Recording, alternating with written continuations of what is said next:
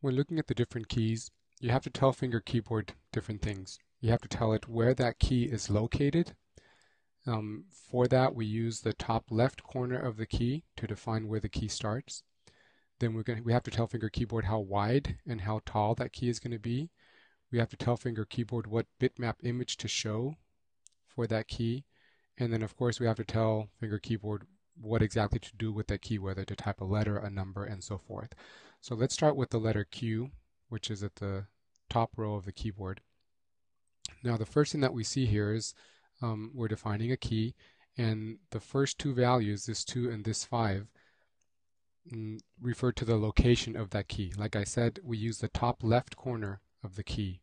The first value is going to be the X value, so on a horizontal from left to right perspective, where is this key going to start?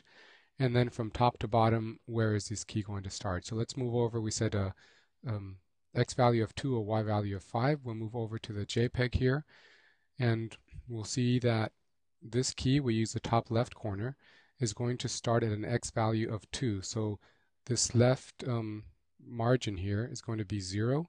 We're going to move in 2 pixels, and that's where the key is going to start. And from top to bottom, we said this top line is 0.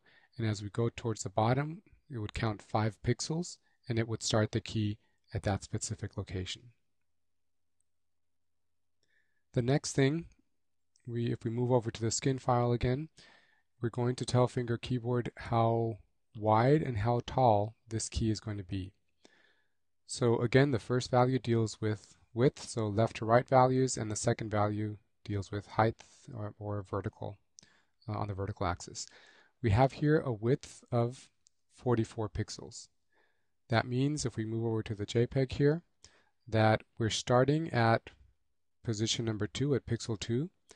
We're moving on towards the right 44 pixels, and then that means that this right margin of the key would be at position 46. So the 2 that we started with plus the 44 of the width leaves us at a position of 46 here. And let's look at the height now.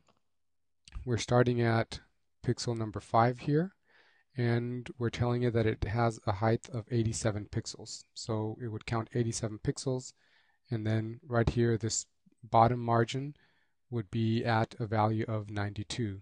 So it would have the first 5 plus 87 more for the key, and 87 plus 5 leaves you at a value of 92. Okay, the reason I'm saying 92 and 46 and adding this is because you need to know that in order to know where the next key is going to start. So let's move back to the skin file here, and I'll show you what I mean. So we said that this first key, going from left to right, starts at position 2, has a width of 44. That leaves us at a position of 46. Then I left a small space in between the keys, and from left to right I define that space as having 4 pixels. So basically the next key would start at the position of 50. So this is maybe redundant, but again, we said that it would end here on this edge of 46. We have 4 pixels of empty space. That means the next key, this W key, will start at a position of 50. Now the height is going to be the same as the previous key, so it's going to be a height of 5.